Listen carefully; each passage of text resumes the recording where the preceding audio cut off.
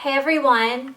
So this video is a long time coming and I did one a really long time ago, and ever since then I've been wanting to do another one and I just haven't gotten around to it, but I thought as the very first video of 2011 this would be a really great way to kickstart the year. So this is actually going to be a book related video. This is a little mini haul slash the last 3 books I read and the next 6 books I'm going to read, and then I kind of want to start like kind of a book club in a way, like a little bit. It's going to be kind of interactive, where I do these every now and then. When I go to the bookstore, I do a haul with the next, grouping of books I'm going to read, and then each time I kind of say like which book I'm going to start with, and then maybe on my vlog channel when I finish a book I can do like a little 2-3 minute what I thought of the book, and then if you guys are reading it with me, or if you've already read it, or if you want to save the video until you do finish it, if we read at different paces, you can discuss the book in the comments below the video. I think that that would be kind of cool for all of my readers out there. I know not all of my viewers are little bookworms like I am, but I know there has to be some of you guys out there because I am a complete bookworm. I live inside books. I love them. So yeah, I'm gonna get started. The last 3 books I read, okay, including one that I'm currently reading. So 3 books ago, it was the Mini Shopaholic. This entire series I love. I vlogged about it, but I've read all of her books and all of the Shopaholic series books. There is 5 of them before this one, and I've read them all. I love it. This book was so cute. It's a very easy, like beachy type read. I read it in my bathtub.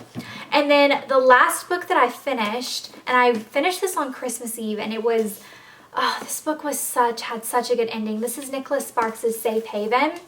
I've read all of Nicholas Sparks' books. This was the most recent one that I hadn't read, and I love his books. I mean, I'm sure you guys have heard of him because he wrote A Walk to Remember, The Notebook, Dear John, The Last Song, Message in a Bottle. Like, he's done all these books that have turned into great movies. Nights in Rodanthe, like he's done 6 of his books have been turned into movies that I know of. So that's amazing. That's like, he writes very powerful books. He's definitely in the top 5, if not my very favorite author. I just love his books. This one was a little bit of a slow read for me, just because there were parts in it where I got a little bit bored and I thought they could kind of skip ahead and get to the point a little bit. It was an amazing book and I definitely recommend it. And the ending of it is what just tore me up about this book. I thought it was so good. The ending was amazing. It made me feel good. It made me smile. It made me cry. I sat on my couch and just cried about the ending of this book because it was such a good ending. And some of his books don't have that good of endings. Some of his books, like the main character dies or they're not together, and so this one had like a really happy ending, and the last chapter was just amazing for me and it made me tear up, and I cried about it afterwards forever because it was just such a good book. So I definitely recommend this. And then the book that I'm currently reading, although I'm almost done with it, is Mockingjay, which is the 3rd book in the Hunger Games trilogy, which is a series I've been working on for a while. Again, I've been reading this slowly just because I'm kind of reading it intermixed with other books. I tend to do that a lot. I'll read like several books at once. But the Hunger Games trilogy is very addictive. If you're one of those people that gets like sucked into books, if a book's really good, it grabs you and you want to read it all in one night. If you don't have time, don't get into this series, because this is definitely the type of series where you won't be able to put it down because you have to know what comes next. It's very addicting. This is the 3rd one, and I read the 1st and the 2nd one a while ago, and I never bought the 3rd book. And then when I went home for Christmas, my dad actually had the 3rd one sitting in the kitchen, and I was like, "Are you done with that?" And he was like, "Yeah, it was really good." So I took it and I've been reading it. It's so good. I cannot wait to get to the end of this book just to know what happens to the main characters, because right now it's very up in the air. I'm very confused as to where this book is going, and I like it when books do that because it makes me excited to get everything that I need to get done for the day so that I can crawl into bed and read a good book. Just a little bit of forewarning, just because I know a lot of really young kids watch my videos, it's a little bit violent. So just kind of know that going into it. Just be a little forewarned that it is a little bit violent. Then I went to Books A Million recently, a week ago maybe, when I was still at home, and I got 6 books that when I go into a bookstore, it's like therapy for me. And I think it's because when I was really little, my dad would take me to bookstores. He would let me pick out like 2 any books I wanted, like 2 of whatever. And So I just have very happy memories associated with bookstores. Going to bookstores still gives me that really like feel good feeling where I go and I get a hot chocolate and then I walk around the store and I just noodle through everything and pick out books I want to read. And I know a lot of people encourage going to libraries and stuff instead of buying books, and I think that's great. I think that if you want to utilize a library, I didn't have a good one at my parents' house, but in LA, I'm sure there are amazing public libraries that I need to get a card for. But for me, like, I like reading books over and over again. I like having them on hand. I'm the type of person, I can read a book multiple times over and love it just as much the next time I read it. And also I like recommending books to other people, like my friends and stuff, and letting them borrow it. So I like having them in my hand where they're mine and I can put them on my bookshelf and see all the books that I read, and I just love it. So I'm going to tell you guys the next 6 books that I'm going to be reading, the 6 books I bought. The first one was a recommendation from you guys. This is Vampire Academy. This is the first one. I read it on the airplane yesterday. So far, I'm really liking it. It reminds me a lot of House of Night, which is a series that I loved. So if you guys like House of Night, or if you are looking, or if you like this and you're looking for a series that's like it, House of Night's great. I really like it so far. I'm definitely into it. I probably will end up reading Mockingjay tonight, but I'm excited to read this as well. My camera's saying I only have 5 minutes left because this video is already like 8 minutes long and I am only on book 1 of 6. So this is the next book I'm going to be reading. This one in Mockingjay I'm going to be finishing up before I get into any of these other ones.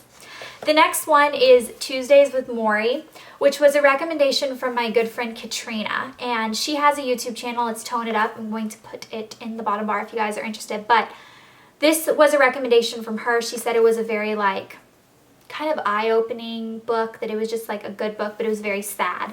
So I picked this up. Now, he wrote The 5 People You Meet in Heaven, which is a book that I love. I think it's like that. I just love that book. If you haven't read it, you should read it.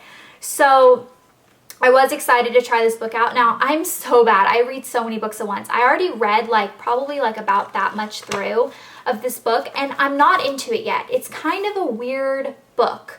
It's about this old man that's dying and this young man who used to be his student. He was the old man was the professor and the young guy was the student, and he's like documenting his death and like watching him die. And I guess like it's very empowering because the old man is very like philosophical and very like what was life worth and just talking about all this stuff. So I guess it's like really good to read, but I'm not really into it yet, so we'll see what I think of this one. But it was recommended by a good friend, so I have high hopes for it. The next one is a classic. This is Wuthering Heights. Now this, it looks like Twilight, doesn't it?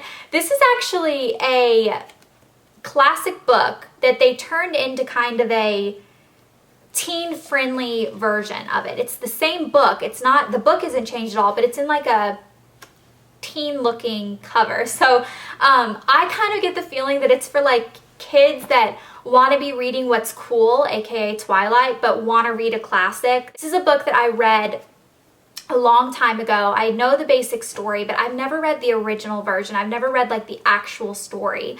So I read kind of like a children's version when I was younger, when I was like 13. I think I read kind of a like sums it up in 100 pages type children's read, and I'm excited to read the whole thing because this is just one of those books everyone needs to read. It's a classic, and it's a classic for a reason. These books that are classics for a reason.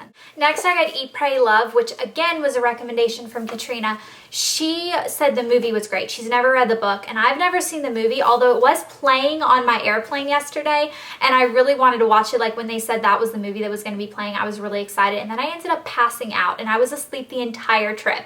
So I guess that's what happens when you try to take a 6 a.m. flight out the morning after you stay up really late because it's New Year's Eve.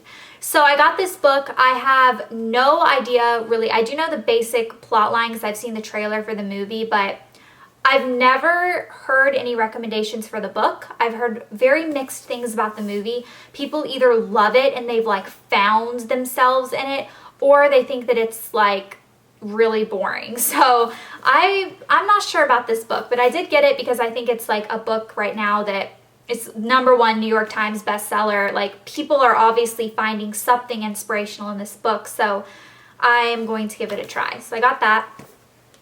Then I got, this is a movie that I loved and I've never read the book, and I am a big firm believer in books 99% of the time are better than movies, a lot better, especially if you read the book first, you see the movie and it's a little bit of a letdown, with the exception of The Notebook, in which I think the movie is amazing. I think the book is good too. I love Nicholas Sparks, but the movie was really, really good. But I got The Time Traveler's Wife. I love this movie. The people that have seen the movie say that it's like vastly different and you have to read the book. And I think that because of the way the storyline is of The Time Traveler's Wife, if you've seen the movie, it's a very complicated story trying to explain the different parts of their lives where their paths crossed, and how she goes like from a steady baby through old age. Like her time doesn't change. It's like a normal human, but his is like bouncing in and out of her. So sometimes he's younger and he doesn't know her, but she's met him several times. And then sometimes he's older and so he does know who she is, but he meets her when she's young and then she doesn't know who he is. Like, it's very complicated. So I think that a book would do a lot better of a job at explaining the different parts that they meet and where they match up with her timeline, because that's really what matters, because her timeline is like what our timeline would be. We relate to it, whereas his timeline is very like staggered and crazy and it doesn't really make much sense. So this is a book that I can't wait to get into. I think I'm going to love it. And then the last book I got is by an author that I've read pretty much all of her books. This is The White Queen.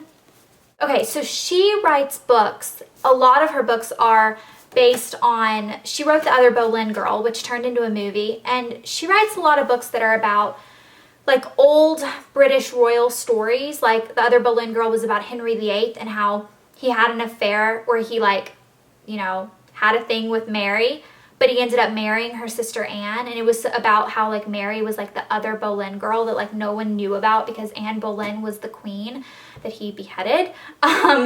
But so it kind of takes like these old stories and it's she makes a story out of it. And so it's like historical fact mostly, but it's like a fiction book. So she kind of puts her own spin on it, and not all of the facts might be completely accurate, but it's the basic premise of that time period. So if you want to like learn about history, I have kind of a big thing for like old British royal history.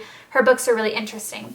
This one is about the old story of the two lost princes from the Tower of London. I've been to the Tower of London and I remember them telling us about this on the tour, but there were two princes that got exiled to the tower and then they disappeared one day and no one knew what happened to them. And then years later, like kind of semi-recently, they found two young skeletons underneath the staircase in the Tower of London, buried, that were like the right ages for the two boys that died. So there's this whole like speculation of whether those were the two lost princes and what happened to them and what was going on that was so corrupt in the kingdom that these princes got killed in the first place and all this stuff. So this story, The White Queen, is about that. Again, excited to read this book. I think I have a great stack of my next 6 books that I'm going to be reading. I'm going to start with Vampire Academy and Mockingjay because I've already started those two. And I'll do little mini reviews on my vlog channel, which is my second channel. So if you're not subscribed to it, I'll link it in the underbar or in the bottom information box below this video. But I might not do a review for every book I read. I might only do reviews for, because I read pretty quickly, I might only do them if a book really grabs me, or if it really made an impact on me, or if I really feel like I have something to say about it. I might do like a little video and everyone can comment below and be interactive and all that stuff. If you guys have any recommendations for my next haul of books that I'm going to pick up after these ones, please put them in the comments below. That's where I got the suggestion for Vampire Academy, and I have a couple other on a list on my iPhone that I'm going to take with me next time I go to the bookstore that you guys tweeted to me. So definitely give me your recommendations. I'm always looking for new good books. And if you guys want to read these books with me, feel free. That would be great. We can all kind of talk about them and it can be really nerdy and we can love it. And yeah, so I'm going to go. I will see you guys with my next video. Bye.